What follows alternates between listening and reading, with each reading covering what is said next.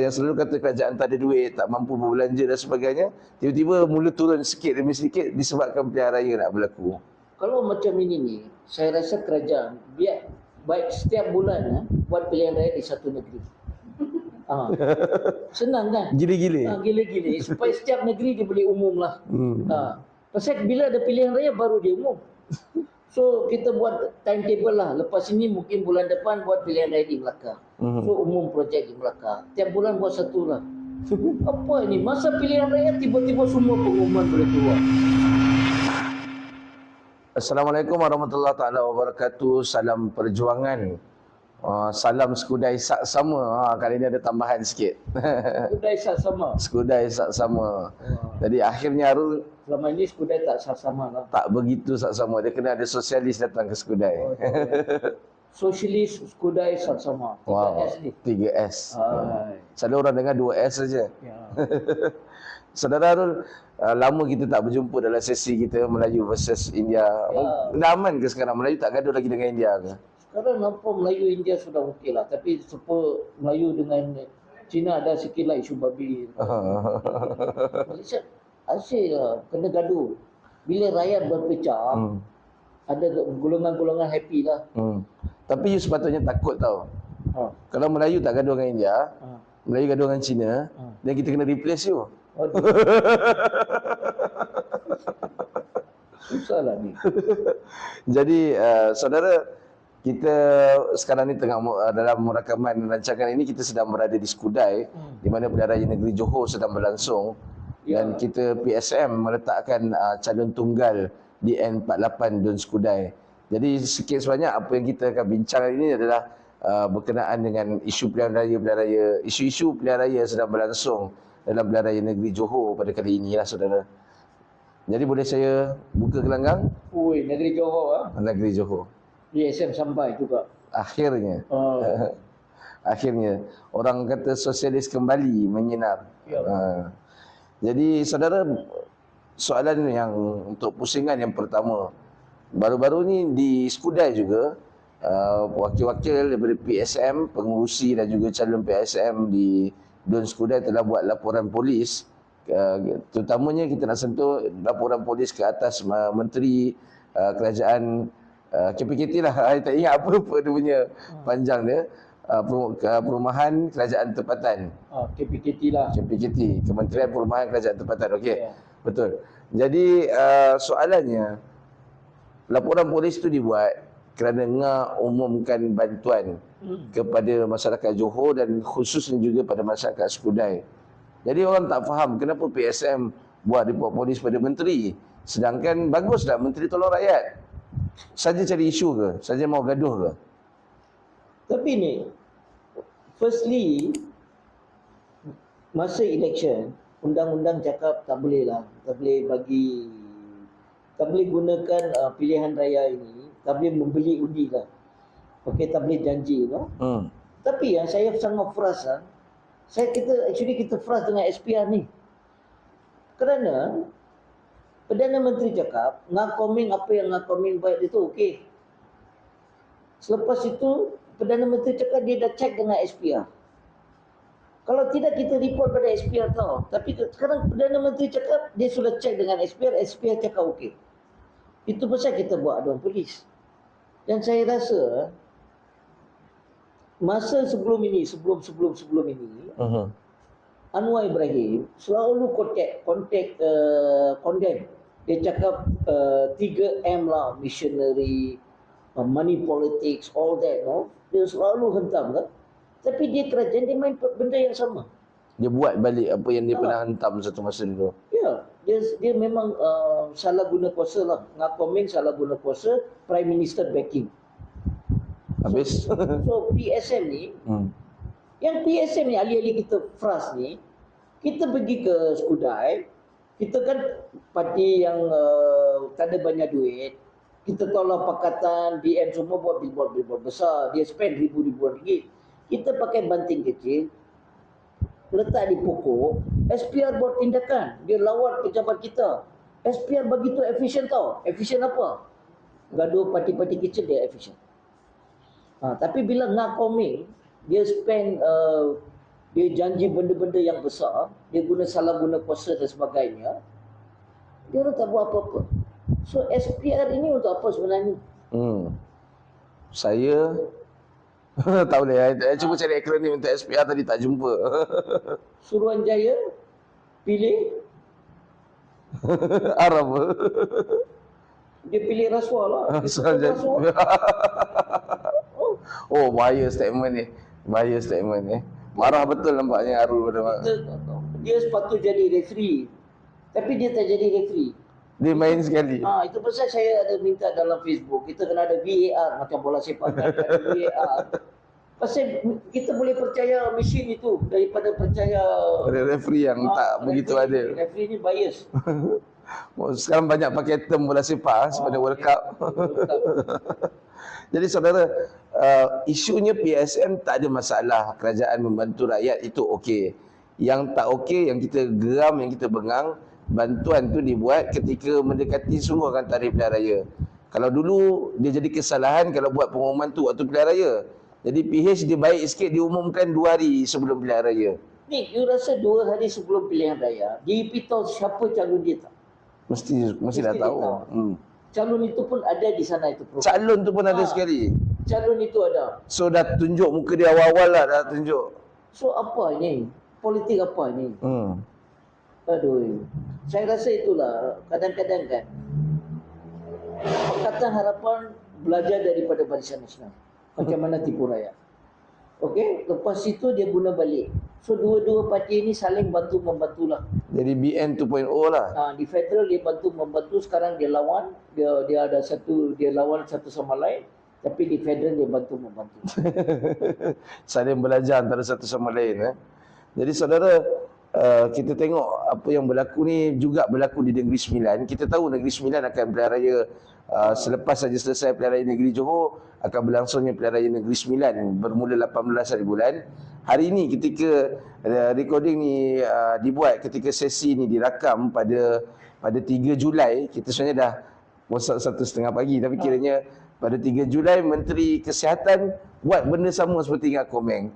Tiba-tiba dia umumkan bolehnya buat satu hospital di bandar Anstek Milai.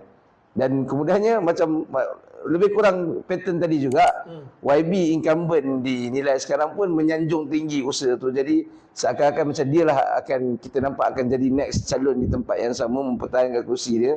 Jadi seakan-akan kempen tu dah bermula dan dah gula-gula dah mula diturunkan. Akhirnya yang selalu kata kerajaan tak ada duit, tak mampu berbelanja dan sebagainya, tiba-tiba mula turun sikit demi sedikit disebabkan pilihan raya nak berlaku. Kalau macam ini ni, saya rasa kerajaan biar baik setiap bulan buat pilihan raya di satu negeri. Senang kan? Gila-gila. Gila-gila. Supaya setiap negeri dia boleh umum lah. Pasal bila ada pilihan raya baru dia umum. So kita buat timetable lah. Lepas ini mungkin bulan depan buat pilihan raya di Melaka. So umum projek di Melaka. Tiap bulan buat satu lah. Apa ini? Masa pilihan raya tiba-tiba semua pengumuman boleh keluar. Kadang-kadang saya rasa dia ingat rakyat ni sangat bodoh. Kalau Arul kata Arul berharap pilihan raya bersilih ganti setiap negeri. Dulu-dulu ada kawan saya, bukan saya lah, kawan saya cakap hari-hari kita kena doakan ada seorang YB mati. Biar ada PRK kerap. Saya pernah dulu cakap adun mati rakyat hidup. Tapi sedih lah. Sedih politik kita jadi seteruk tu. Bila pilihan raya datang, baru jalan boleh diturap. Bila pilihan raya datang, baru bantuan boleh turun. Bila pilihan raya datang, baru masalah boleh selesai. Kenapa tak buat? You as a government, bukan you lah, I mean diorang lah. As a government, dia boleh buat benda ni semasa mereka berkuasa. Kenapa mesti tunggu pada saat akhir? Kenapa mesti tunggu pada pilihan raya baru nak buat? Tadi di Johor pun kita memandu, saya tengok mereka sedang tukar lampu-lampu jalan raya. Akhirnya. So, ini menunjukkan mereka ingat rakyat ni bodoh lah. Masa pilihan raya buat sesuatu akan dapat undi. So, saya ingat sudah tiba masanya rakyat kita berfikirlah siapa mereka mengundi. Bila mereka dapat sesuatu, mengapa orang itu buat sesuatu? So ni rasa orang Malaysia bodoh. Dia rasa macam tu. Tak kan? Tak. Habislah saya kalau saya cakap bodoh. Saya pun rasa rakyat kita semakin pintar lah. Okey? Bagi satu parti, durian dia bagi. Dia buat jamuan durian. Durian dia tak tahu, dia sebelah atas tu banyak duri tau. Dia buka durian, dia ingat masa sekarang ini, pasal durian sekarang murah lah. Masa dulu-dulu dia tak bagi durian kan, pasal dia tahu durian mahal. Wah, sekarang dia belanja lah. Pasal penjual durian pun tak boleh jual durian. So dia belanja. Dan untuk maklumat penonton, salah satu akta dalam kesalahan pilihan raya adalah membuat jamuan makan ketika kempen pilihan raya berlaku. Dulu-dulu biasa buat jamuan makan kan. Jadi disebabkan sekarang kita ada undang-undang bagi tahu tak boleh parti politik calon buat jamuan makan macam tu, dikira menyogok pengundi, dikira merasuah pengundi. Tapi saudara, ada satu loophole kat sini. Mereka kata kami tak buat jamuan makan, bukan kami yang buat jamuan durian dan sebagainya. Ada orang lain bukan ahli parti kami, dia yang buat jamuan makan, kami datang makan bersama dengan rakyat dekat situ. Ini loophole sebenarnya, technical thing. Mereka just swift saja benda tu. Itulah dia ingat rakyat kita macam itulah sangat bodoh. So, dulu pun masa pilihan raya air kuning, Pakatan Harapan ni dia buat program-program itu syarikat-syarikat buat untuk mereka. Dan mereka terlibat. So saya ingat bila syarikat-syarikat ni buat program-program untuk parti-parti ini, lepas mereka menang, mereka berhutang budi kepada syarikat, bukan kepada rakyat. Betul. Macam PSM lain, kita bila kita buat kempen, kita buat untuk rakyat, kita jual untuk rakyat. Kempen-kempen mereka ditaja oleh orang-orang yang kaya. Itu pasal kita nampak billboard-billboard yang besar, canggih dan sebagainya lah. Dan kita nampak banyak, hari tu saya tanya mengapa BN punya semua belum naik. Dia orang cakap itu duit belum masuk. So sangat lain lah, dan ini saya ingat untuk setiap election ini duit masuk mereka bergerak lah. Bukan macam PSM. Kita bergerak, lepas tu tengok ada duit ada atau tidak. Gerak dulu baru tengok duit ada berapa. Ya. Berkenaan dengan pilihan raya negeri Johor ni saudara, kita semua tahulah UMNO Barisan Nasional umumkan yang mereka bertanding solo. Mereka yang pertama umumkan mereka bertanding solo untuk 56 buah kerusi. Yang ini mengejutkan sebab di peringkat federal mereka berkawan baik dengan Pakatan Harapan. Tiba-tiba macam ada satu dunia yang berbeza, mereka nak tanding 56 kerusi sendiri di negeri Johor. Dan kemudian langkah tu dapat reaksi balas daripada Pakatan Harapan. Pakatan Harapan pun tanding 56 kerusi di Johor. Jadi nampak macam gaduh kuat lah. Sama macam dulu sebelum waktu pilihan raya gaduh kuat, lepas pilihan raya cerita lain. Tapi sampai tak nak duduk semeja dengan DAP dan sebagainya. Nasib baik saya dapat duduk semeja dengan Harun. Tapi kita tak duduk atas meja lah, kita duduk atas kerusi lah. Kamu cakap tidur katil semua teman. Tidur satu bantal, mimpi lain-lain. Jadi maksud Astagfirullahaladzim. Jadi 56 kerusi ditanding solo oleh UMNO Barisan Nasional, 56 kerusi ditanding oleh Pakatan Harapan, dan kita menantikan gergasi yang ketiga, Perikatan Nasional. Yang mengejutkan, Perikatan Nasional tidak tanding 56 kerusi. Perikatan Nasional tanding PAS tanding 11 kerusi. Bersatu yang asalnya PAS dah putuskan hubungan bersatu. PAS boleh putuskan hubungan tapi tetap kena tinggal serumah dengan bersatu. Ini pun maksiat juga. Tapi bersatu pun tanding dengan logo Perikatan Nasional, bertanding 16 kerusi. Dan kemudiannya MIPP buat kemunculan lah, bertanding di 5 kerusi. Gerakan pun agak mengejutkan. Gerakan Johor tak mahu bertanding, akhirnya diambil tindakan oleh gerakan peringkat pusat lah. Tapi round out mereka bertanding lebih kurang 11 campur 16, 27 campur lagi 5. Jadi 33 kerusi daripada 56 kerusi. Mengejutkan. Mereka tak tanding keseluruhan kerusi dalam Dewan Undangan Negeri Johor pada pilihan raya negeri kali ini. Apa pandangan saudara? Sebelum pilihan raya ni pun ada satu kabar angin lah, kencang kuat lah. Dia cakap PAS sudah dealing dengan Barisan Nasional, dah dealing dengan UMNO, dan dia akan mungkin dia tak tanding pun. Dan juga kita tahu di Dewan Undangan Negeri Johor 5 kerusi lantikan telah dibuat, walaupun ada parti muda semua membantah keras, PH pun membantah, tetapi ia PAS lah 5 kerusi lantikan. lantikan itu, dia dapat sama allowance macam orang yang menang lah. So sekarang ini nampak sangat bahawa adakah ada konspirasi di belakang ini, Dan kita lihat nampaknya peringkat PAS ini tak lawan dengan BN. Dia macam bersekawan dengan BN, dengan UMNO, PAS dengan UMNO berkawan, tapi lawan PH.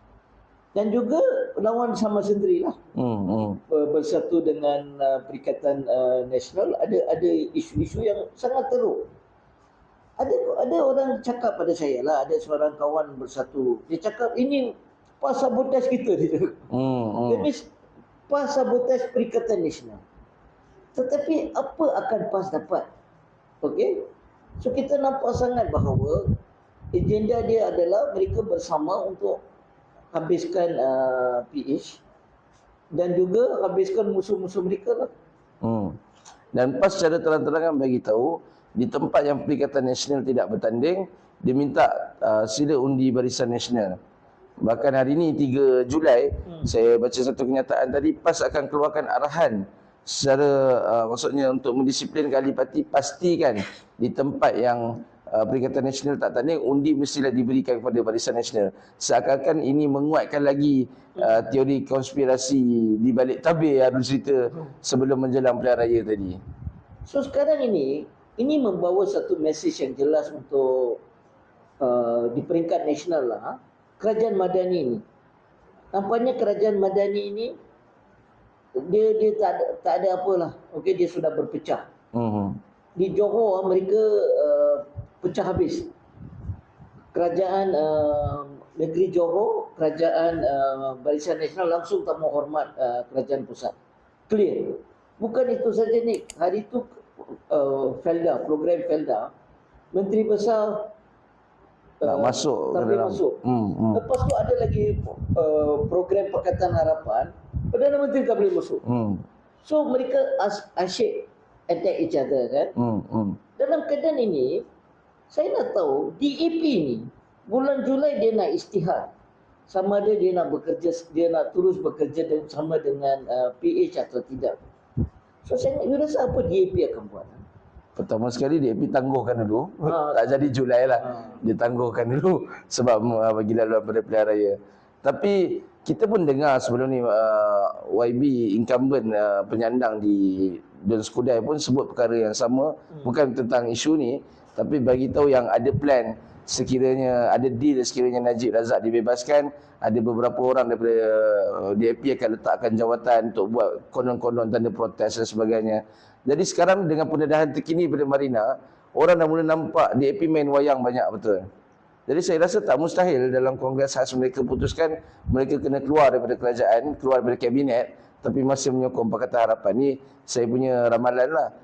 Keluar nampak macam protes, kononnya supaya pengundi mereka akan merasakan DAP ni ada prinsip, DAP masih boleh dipercayai. Tapi kita semua tahulah setelah apa yang didedahkan, apa yang berlaku sekarang ni, ini semua hanyalah wayang. Jadi DAP sekarang dah Hollywood juga. Apa yang Hollywood itu hanya lain orang lah. Jaga. Tapi apa yang dikatakan oleh mantan Adun Skudai daripada DAP itu amat mengejutkan lah. Okey. Dia cakap walaupun di luar sana mereka sangat anti Najib, semua dia sangat keras. Tetapi sebenarnya dalam mesyuarat-mesyuarat dalam parti mereka nak benarkan pengampunan Najib dan sebagainya lah. Jadi sini parti ini bermuka dua. Saya ingat politik kita, politik Johor, national politik semua pun bermuka dua. Saya ingat pengundi-pengundi kena faham. Okey, berarti dia nilai undi mereka tidak dihormati. Betul. Di sana boleh bersama, di sini boleh berlawan, lepas tu boleh join balik, tidur satu katil, lepas tu ada partner lain, menjijikkan. Sangat teruk gitunya politik kita.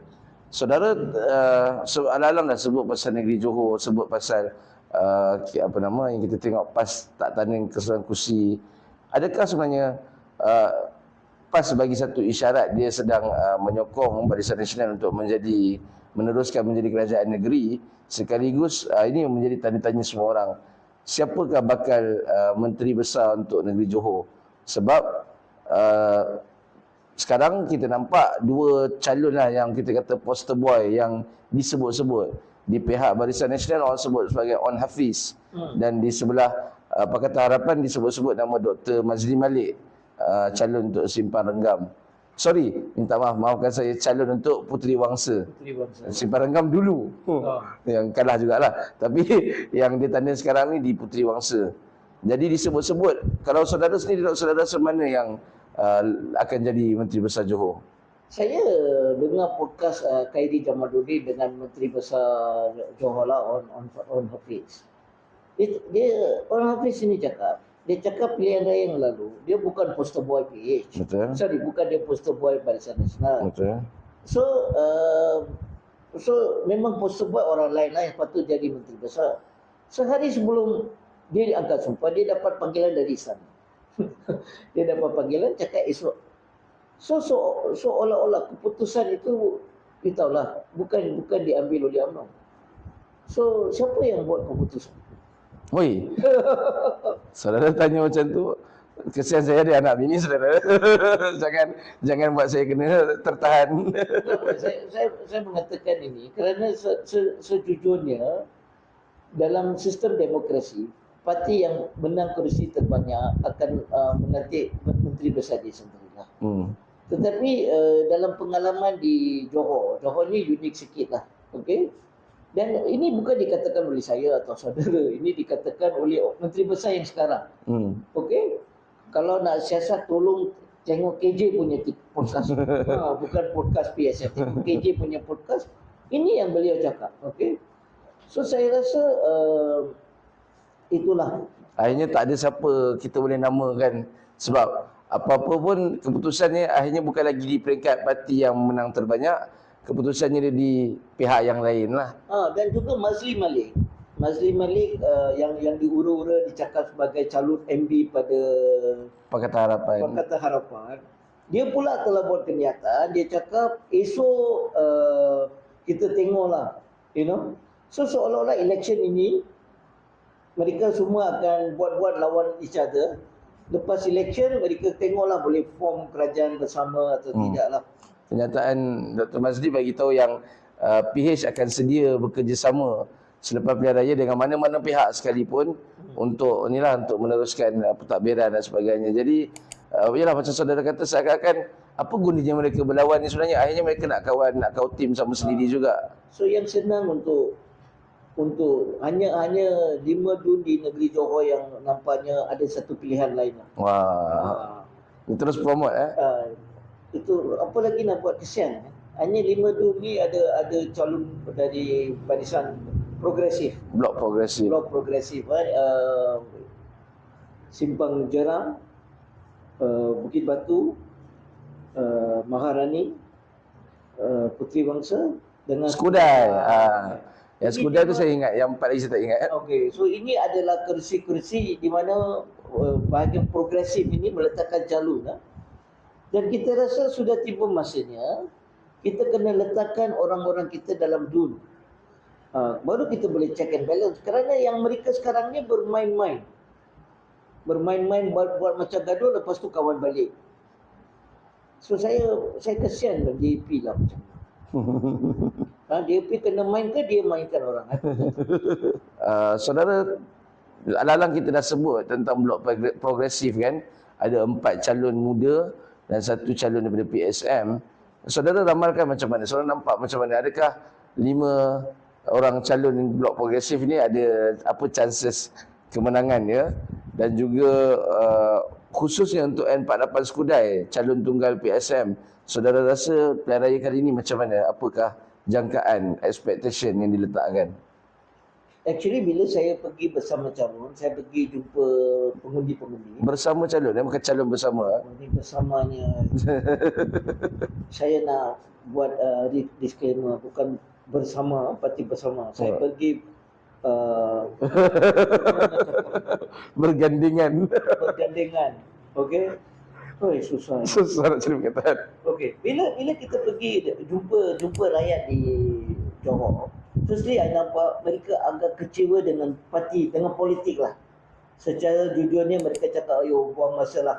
Tak payahlah, semua parti sama jugalah, semua parti Kelentong sajalah. jangan mintalah. Lepas you menang pun you pun samalah, semua dia cerita. Tapi satu tempat I dengar, bila kita pergi, orang itu cakap, oh you jangan mari sini, you Pakatan Harapan, keluar. Kita cakap, kita bukan Pakatan Harapan.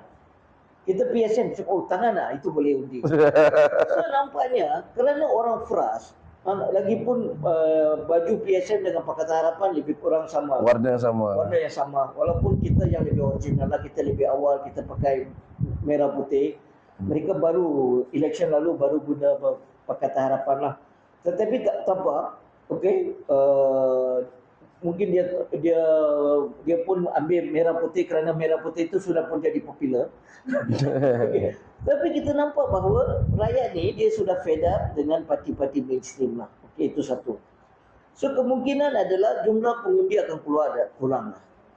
So kita meminta orang-orang yang frust, orang-orang yang macam tak ada sebab untuk pergi undilah. Undi kepada Blok Progresif. Satu lagi adalah anak-anak muda. Kita rasa anak-anak muda ini dia sangat tidak terkumpul dengan politik tradisi lah. Mungkin anak-anak muda akan tengok apa yang beza, apa yang sama, So kalau kita tengok politik yang kita ada sekarang, parti pemerintah Barisan Islam. Okey. 60 tahun dihentam isu korupsi dan sebagainya. Selepas itu reformasi. Sekarang Rafizi cakap reformasi tak boleh, tak buat reformasi. So Rafizi adalah hero terbaru. So tiap kali ada hero-hero barulah. Tetapi hero-hero ini isu dia sama juga. Reformasi nak reformasi. Reformasi yang asal itu nak reform Barisan Islam. Okey. So macam Blok Progresif, kita nak tak payah ini semua. Kita nak Blok Progresif. So kalau anak-anak muda dia betul-betul fikir dan dia analisa, sangat dia akan bagi undi kepada Blok Progresif. Kerana kita boleh lihat anak-anak muda ni di banyak negara lah. Kita tengok anak-anak muda di Bangladesh, di Sri Lanka, di Indonesia sudah bangkit membawa perubahan. Ini cabaran kepada anak-anak muda di Malaysia. Adakah anak-anak muda di Malaysia akan terikut dengan politik lama atau mereka akan bawa politik progresif? Nak tak faham progresif, Google dan cek. Kerana politik progresif adalah politik yang keluar dari kerangka politik tradisi. Contohnya, semua parti-parti sebelum ini main kaum. Kita tengok kan, macam contohnya pada hari penamaan calon di Skudai, DAP hanya bawa DAP saja. Dia bukan Pakatan Harapan, dia tak ada PKR, dia tak ada amanah. Kerana bagi dia Skudai, kawasan Cina kita bawa orang. So dia main politik macam itu. PSM bukan macam itulah. So politik progresif ini kita sudah kuburkan politik perkauman, kita nak ke depan. Selain daripada itu, sangat polisi-polisi inilah, polisi-polisi anak muda ini. So balik kepada soalan itu, memang saya rasa PSM nak cakap PSM dah harapan, orang kita cakap parti harapan. Dan bersama kita cakap kita parti bersama. Bersatu parti bersatu. So kita tolak ini semua. Saya rasa memang kita ada chance. Kalau pengundi mula berfikir frust dengan parti yang lama, undi baru kita ada chance. Anak-anak muda berfikir kita perlukan perubahan, kita ada chance. So saya nampak kita kena tunggulah 11 hari bulan. Tapi logik lah sebenarnya. Kalau dia meluat, kalau dia frust, dia rasa tertipu dengan parti-parti sebelum ni, inilah masanya untuk dia mengundi parti yang bukan parti sebelum ni. Contoh di Skudai, PSM inilah kali pertama PSM tanding di Don Skudai. Jadi kalau dia rasa tak boleh percaya kepada PH, tak boleh percaya pada BN, dan apa lagi yang perlu dibuat, channelkan ketidakpuasan hati itu dengan undi PSM.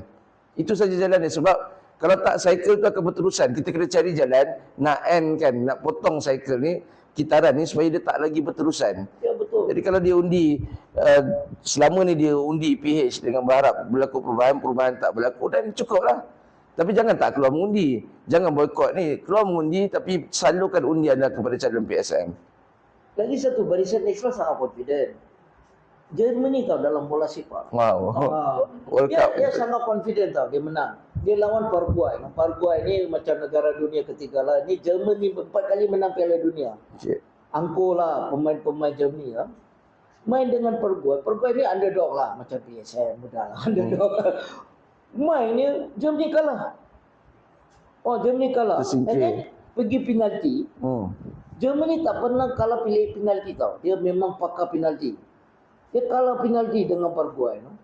So, orang kena fikirlah. Kena beranilah. Kena berani macam Paraguay. Undi Paraguay dan cara permainan Paraguay ni. PSM ni kadang-kadang macam Paraguay lah. Parti-parti kita tengok dalam bola sepak. Ada pasukan-pasukan lah. Dia kerja kuat lah. Okay. So, pilihlah. Bagilah peluang kepada orang-orang yang betul-betul ikhlas lah. Okay. Dan saya harap dalam zaman durian runtuh ini, rakyat fikir sikit lah. Okay. Parti-parti yang patut mereka berikan mandat, berikan pilihan. Kalau you tengok ni, kalau dia undi PSM, itu isu golongan pekerja akan dibawa ke depan. Korupsi akan kita kutuk kuat-kuat. Check and balance kita akan kembangkan. Dan isu-isu, saya tengok di Johor ini, 3 pagi, saya tanya orang pukul berapa, selalu nak jumpa orang pukul 6 ke 7, dia cakap pukul 3 sudah pergi ke Singapura, you know. So, lihatlah hidup seorang manusia, pukul 3 pagi.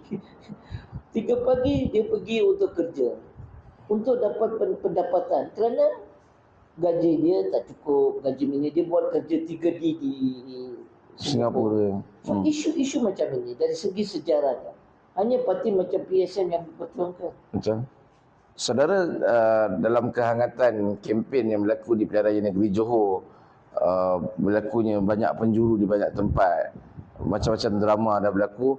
Ada satu pihak yang juga menjalankan kempen di negeri Johor, tapi pihak ni bukan parti politik. Dia bukan nak dapatkan undi. Dan pihak ni telah melobi calon-calon yang bertanding dalam negeri Johor untuk menyokong tuntutan mereka. Pihak ini adalah sebuah persatuan yang membela tentang kematian Teo Beng Hock. Teo Beng Hock pada tahun ini genap 17 tahun telah pun meninggal dunia dengan cara yang begitu menyayat hati. Dan saya difahamkan keluarga juga berkeras mahukan kematian ini diisytiharkan sebagai pembunuhan dan disiasat di bawah 302 sebagai pembunuhan. Jadi keluarga ini telah turun jauh-jauh daripada Kuala Lumpur datang ke negeri Johor untuk melobi semua calon-calon yang bertanding dalam pilihan raya untuk menyokong tuntutan Persatuan Indah, menyokong untuk dapatkan keadilan bagi kematian Teo Beng Hock. Apa yang mengejutkan saudara, saya difahamkan calon-calon daripada kalangan yang tanda tangan bersetuju dengan tuntutan ini, of course calon PSM kita, saudara Amir untuk N48 Skudai, kemudiannya calon-calon daripada muda, dan saya difahamkan ada juga daripada bersama. Selain 3 ni ada lagi ke parti-parti yang lain? Saya rasa 3 ni saja. Okey, yang tentang parti lain tu tak mengejutkan sangat. Yang mengejutkan adalah DAP. DAP tak sokong. DAP tak setuju.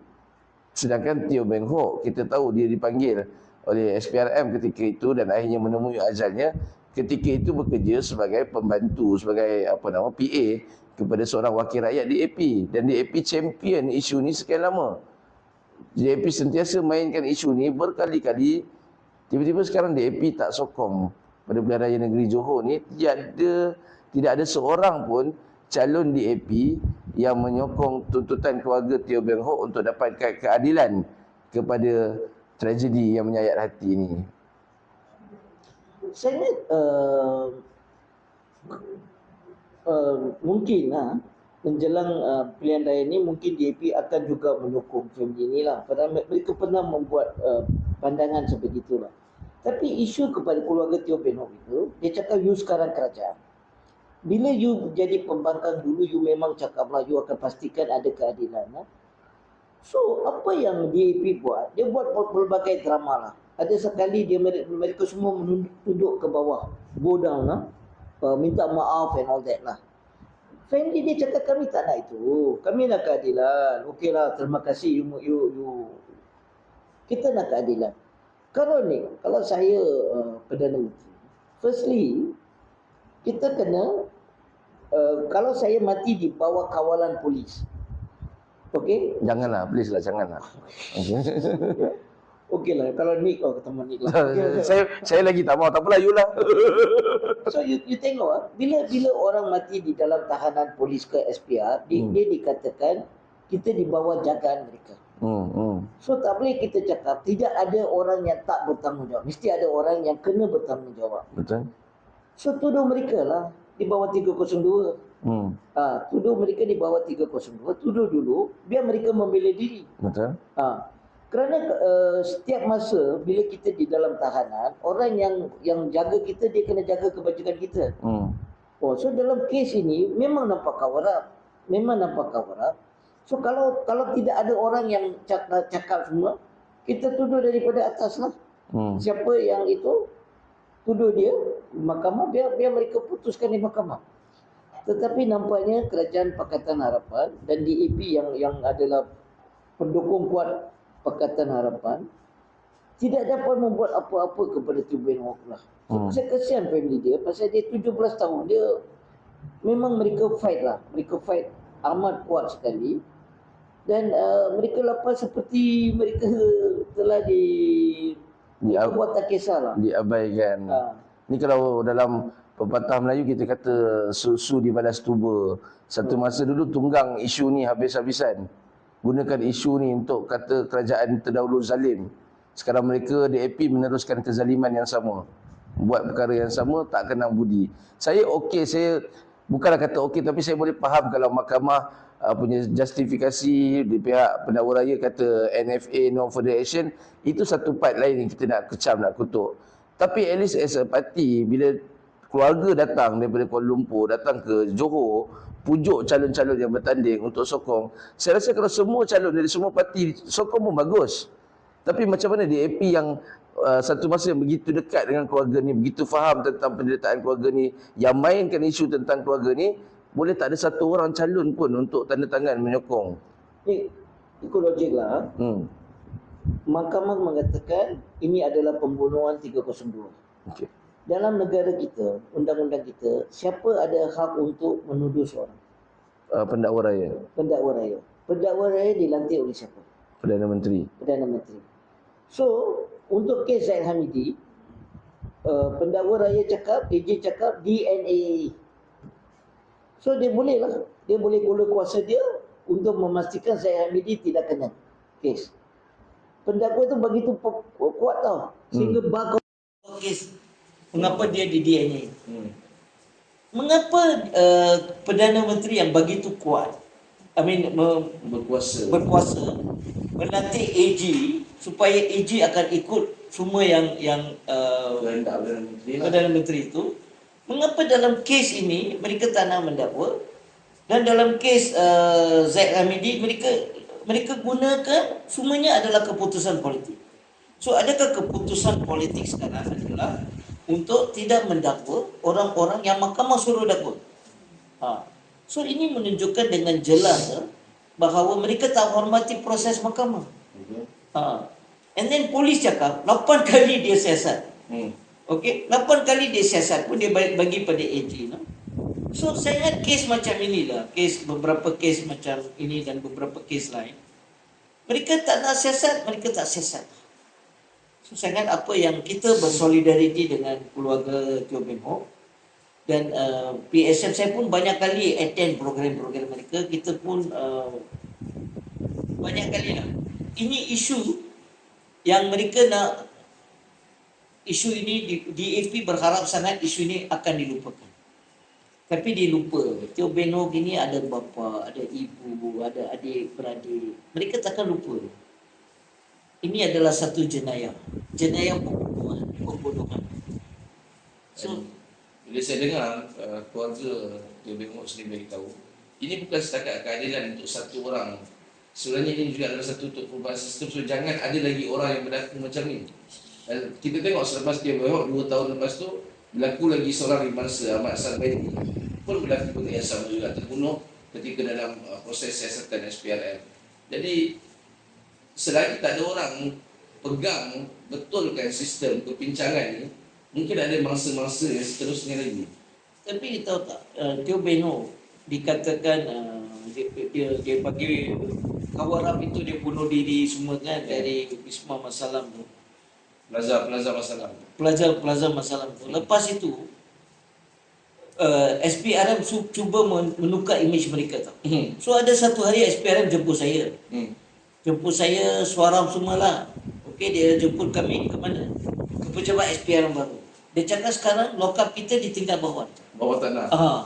Tak boleh orang jatuh lagi. So dia sendiri mengakui lah. Dia sendiri mengakui, dia cakap sekarang itu dia bagi tahu kita cara apa makanan yang orang yang kena tangkap itu akan dapat makanan yang sama. Kalau saya kena tuduh, saya cakap saya nak makan biryani, dia akan order biryani untuk dia dengan penyelesaian mereka makan bersama lah.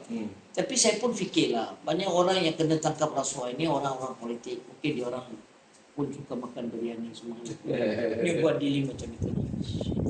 Tapi untuk family ini, saya rasa kita akan sentiasa bersolidariti dengan mereka. Dan saya rasa isu ni quite simple lah. Sama ada political will atau tidak. Itu saja. Boleh dibuat. Kebenaran boleh dibuktikan, keadilan boleh dicapai. Ya. Tapi ada tangan-tangan tertentu menyebabkan dia tak tercapai. Penantian 17 tahun sengsaranya keluarga Teo Eng Hock berterusan disebabkan kegagalan orang-orang terutama di Pakatan Harapan yang sekarang memerintah tak mahu ambil tindakan itu. Ya. Jadi saudara, saya rasa banyak lagi isu-isu yang besar kita nak bincangkan dalam Angkatan Pilihan Raya ini. Tetapi kita perlu sambung pada masa yang lain. Ya. Saya ucapkan terima kasih kepada semua yang menonton rancangan kita.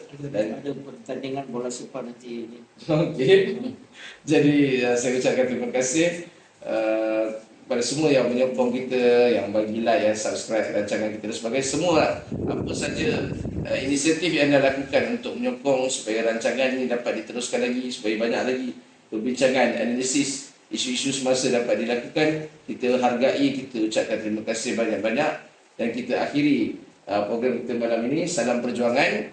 Dan pastikan untuk pengundi-pengundi di N48 Skudai, kita pilih calon nombor 4. Saudara Amir Syafiq, calon nombor 4 dengan lambang genggaman tangan. Kita sokong, kita bagi peluang. Pastikan suara progresif naik dalam Dewan Undangan Negeri Johor bermula pada hari pengundian 11 hari bulan Julai ini. Sekian, terima kasih daripada kami. Hidup.